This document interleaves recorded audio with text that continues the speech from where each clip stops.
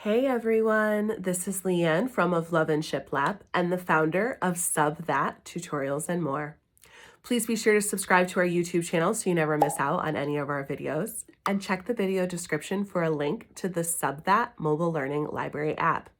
Inside of our app, you can access all of our free tutorials in our neatly organized content libraries, as well as subscribe for access to exclusive content and communities, including our Affinity Masterclasses.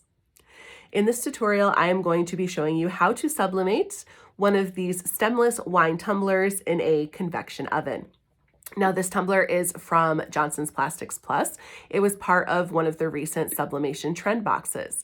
If you have not subscribed to the Sublimation trend box from Johnson's Plastics, I highly recommend it. It's such a great way to get your hands on some different products and test them out and see if you like them, or even if they are a product that your audience might be interested in.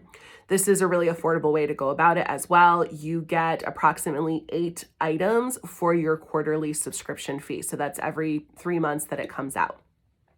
Thus far, I can tell you that the product selection has not disappointed. There have been so many unique items that I had never pressed before, and I'm really enjoying trying them out, seeing how they go, and showing you guys what you can do with them.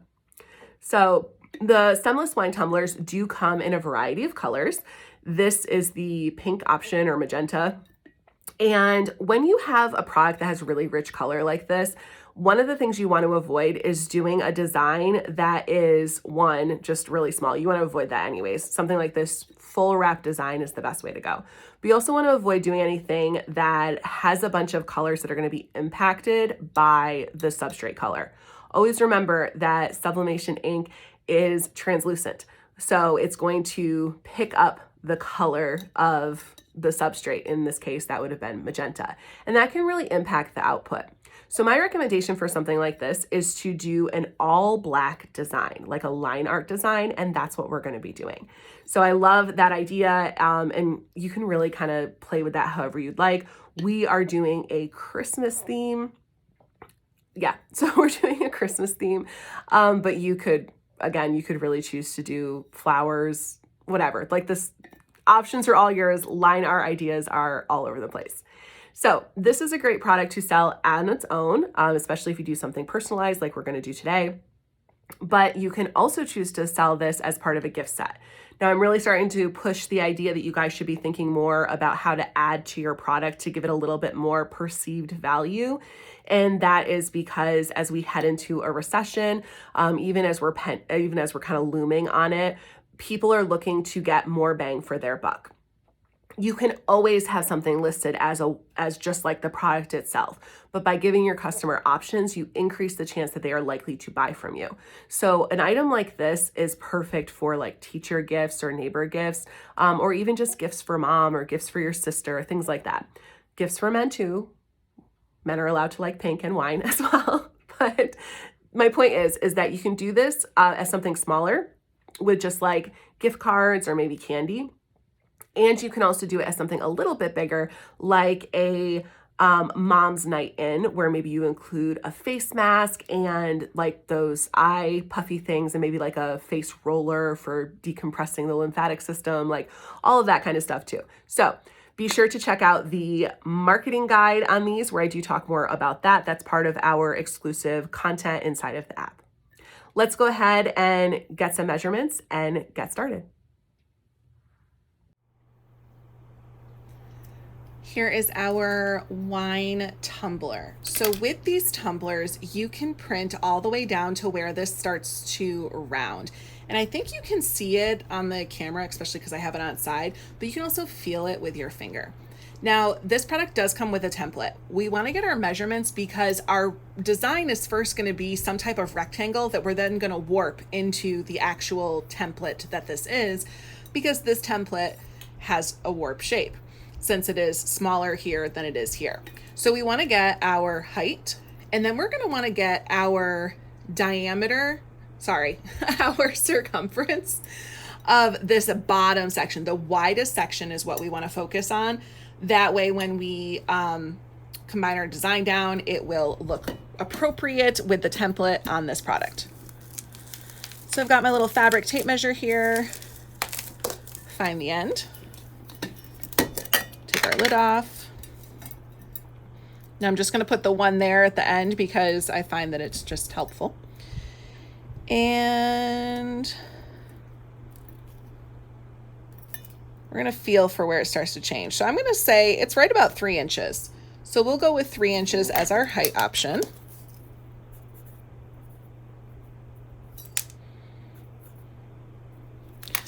And then for our diameter, that's a D, by the way.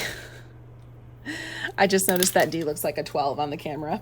Okay, so whenever you're using a fabric tape measure to do something like this, you want to make sure that you're putting the top edge against the actual edge here. So not this way. You want it this way. So I'm going to feel till I get it right about there. Wrap it all the way around. By the way, the reason why you do that is because technically this side is smaller than this side, and we do want the maximum. Okay, so let's kind of make sure we got that straight, nice and tight.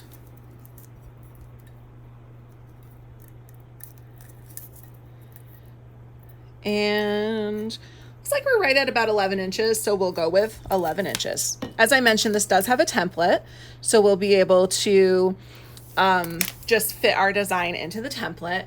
And anytime you're doing something like this, you are always going to make sure that it does wrap fully around after you cut it out, and if it doesn't, you adjust your size. All right, let's hop over to Affinity Designer and get started. We are working in Affinity Designer 2.0 on a Windows device today. If you are using the Mac version or Affinity Designer 1.0, there are some small differences, but the steps that we'll take today are going to be the same, with the exception of the fact that we will be using the live warp function of Affinity Designer 2.0. This is not available in Affinity Designer 1.0, so you would have to use Affinity Photo. I do have a video where we did that in a previous tutorial. It was the pint glass sunflower design tutorial. I will link it in the video description for reference. We are going to start by opening up a new document, come to File and then New, and you're going to set your document to the measurements that we took for our wine tumbler. That was 11 inches wide by 3 inches high. Your DPI should be set to 300, and underneath the color tab, you should have sRGB/8 selected for the color format with the color profile sRGB IEC 61966-2.1. Now this is for setting up the design, so these are the settings that everyone will use. When you have everything set, click Create. Now within this space, you can make your design however you want, whatever it is that you want. Import, clip art elements, create a banner, the sky's the limit. Design to your heart's content. This first step is just to give you a reference point for what the size of your design is. I am going to do a border of outline flowers because my tumbler is this magenta neon bright pink color. Not really neon, but you know what I'm saying. It's this bright pink color. So I believe that a black outline design is really going to give this the most dynamic look from an aesthetic standpoint. And what I love about this particular idea is that you could turn this into literally anything. It could be plants, it could be textures, it could be bubbles, balloons, stars, snowflakes, hearts. Like you can really make this work for any kind of theme, and just sticking with black outline elements. So I downloaded an SVG element from Creative Fabrica and I just put it in a banner. What you would do is whatever you've downloaded, you would come to the Place Image tool. You would select your clip art elements and you're going to go ahead and align them and size them so they fit on this canvas. Now I've already done this, but I just wanted to show you. So it doesn't matter what you want to use. If you want to use digital paper, if you want to use certain clip arts, you're going to import them and center them and size them on your canvas first and foremost. Once you have that done, export it as a PNG. If you want to come back and work on your file, you need to go to File and then Save As to actually save the Affinity document. But otherwise, you will go to File and then Export, select PNG from the dropdown, and go ahead and export it. You want to make sure you're set to whole document. So that will clip off anything that is outside of the canvas and leave you with just what is already lined up on your canvas. I've already done this as I said, so we can just exit out of this. Next, you're going to open up the template for this tumbler. I have formatted the template from Johnson's Plastics for Affinity Designer on my website, and it is available for free. There is a version 1, which does not have the live warp function, and then there's a version 2 that does. So I have the version 2. Remember that when you download a template, you need to save it and unzip it somewhere in a cloud-based folder. You can see mine right here is in OneDrive. And then you're going to add that folder to this template section. You can do that by clicking on the little plus sign at the bottom or wherever it says add folder. Now, any templates you save into that folder on your computer are going to appear here. All templates, in order for them to work in Affinity Designer, do need to be .af template. That's why I converted the template from Johnson's Plastics for this wine tumbler. As I said, that is available for free download. So we'll select our template and we will click Create.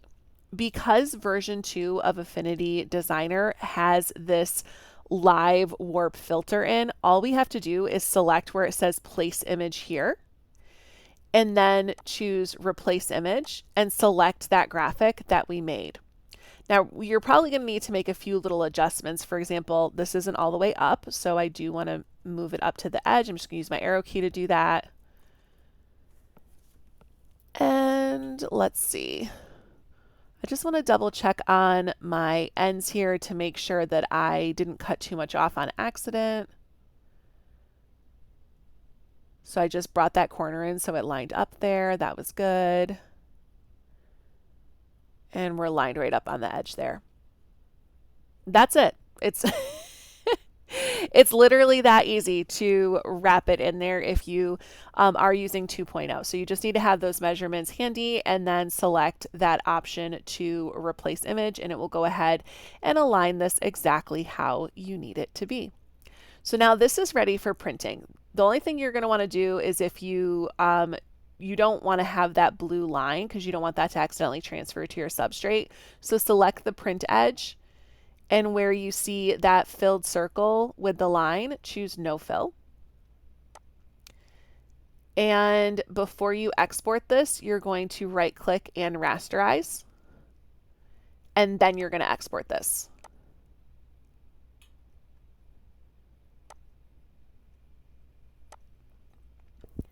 All right, so now we're ready to set up our print itself. You could actually print this on letter size paper.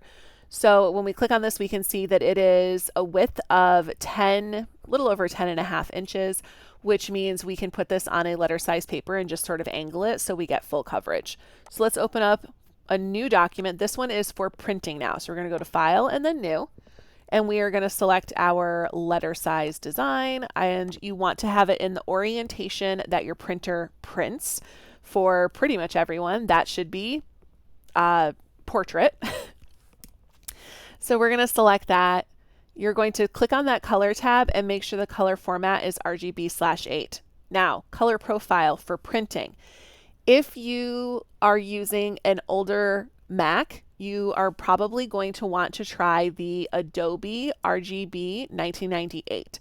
This is the old profile. Only Mac users have an issue with this that results in them needing to change. For everyone else, you are going to choose sRGB IEC 61966-2.1 again. This is the newest color profile for the RGB color format. This color profile is not the ICC profile that you may be selecting on printing. Those are two completely separate things. So make sure that you are following the instructions here to get the best color accuracy.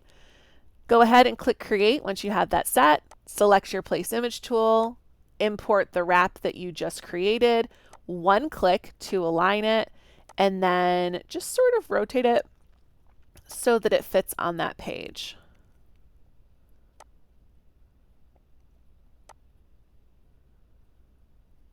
And now we are ready to send this off to print.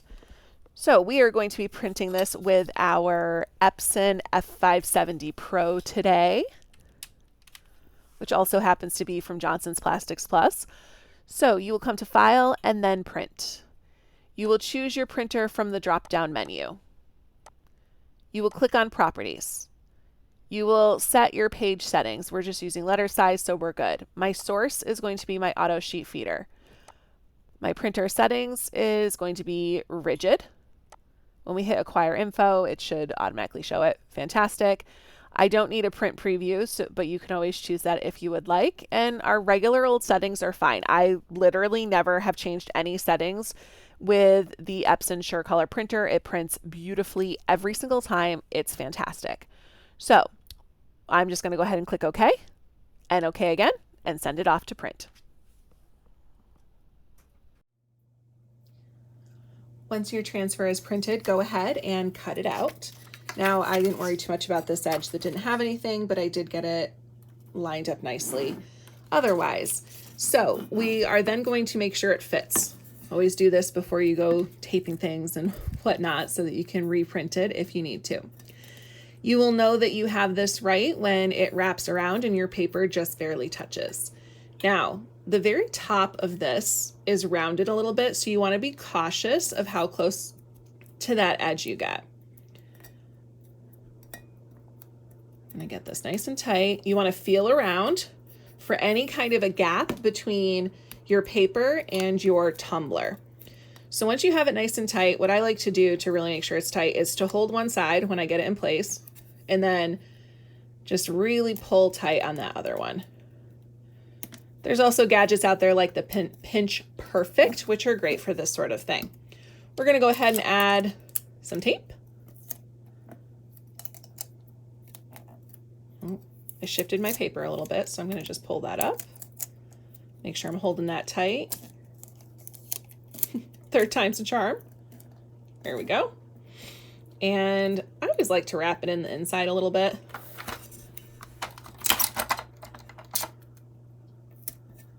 All right, we got 2 pieces of tape holding it down.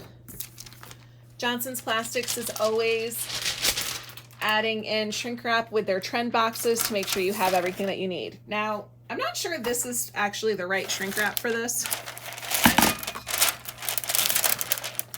because I sort of mixed up my boxes. I put them all together so they wouldn't take up so much space. But this is shrink wrap that they sent me, so this is what we're going to use. We're going to heat it with a low heat gun.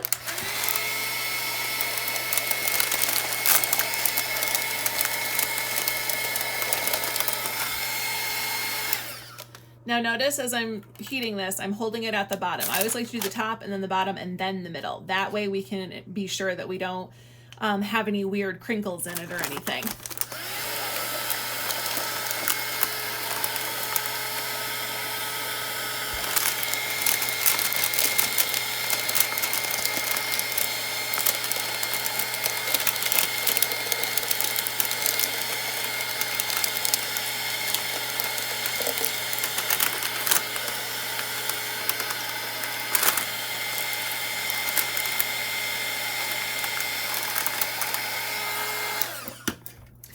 Now I probably could have trimmed this beforehand, but I didn't, but I am gonna go ahead and trim this bottom off some,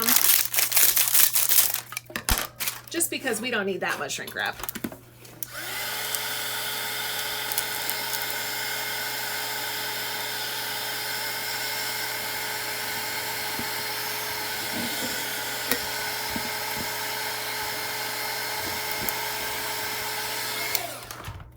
All right, it doesn't need to be perfect or anything. You just need to have it adequately shrunk. Make sure the bottom and the top are good so that your transfer is flush. So now we're gonna put this in our convection oven.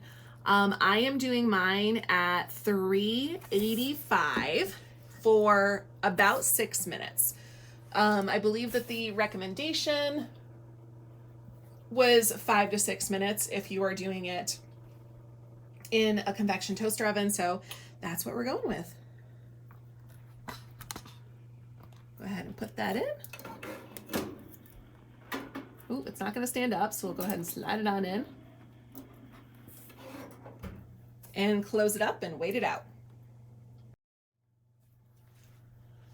Our timer just went off for our stemless wine tumbler from Johnson's Plastics Plus. Now, I have never done one of these before. Anytime you are doing something that you've never done before, and you're doing it in a convection oven especially, here's a little trick to help you make sure that your design is fully transferred.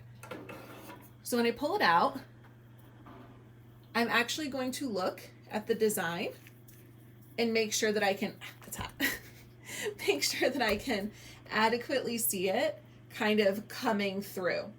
If it looks nice and bold like this, that's an indication that this is in fact fully done.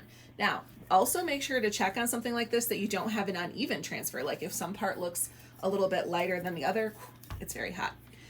Mine looks good. So it looks like 6 minutes was enough time.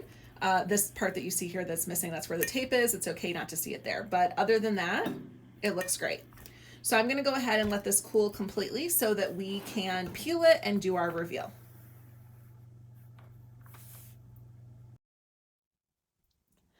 All right, we're just about cooled off. We're still a little warm, but not so warm that I can't peel it. So I'm just take a box cutter and cut into that.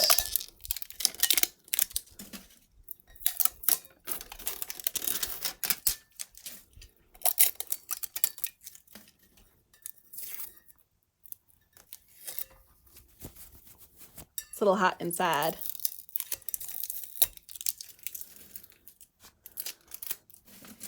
Oh, we're running away.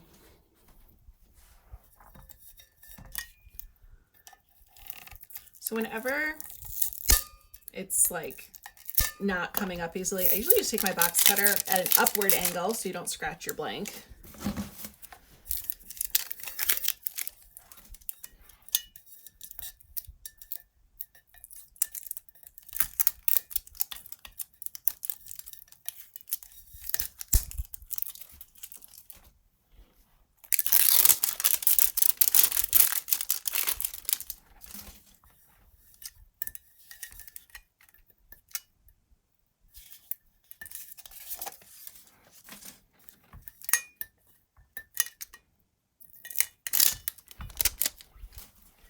All right,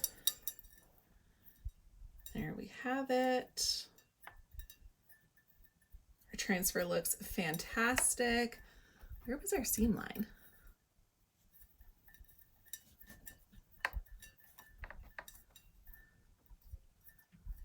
Well, it looks like we did such a good job lining it up that I don't even see a seam line.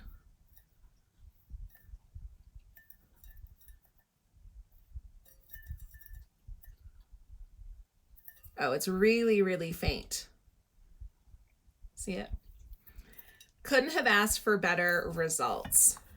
Now, I probably could have done that a little bit bigger so it expanded more, but I'm still pretty happy with how this looks. Where'd our lid go?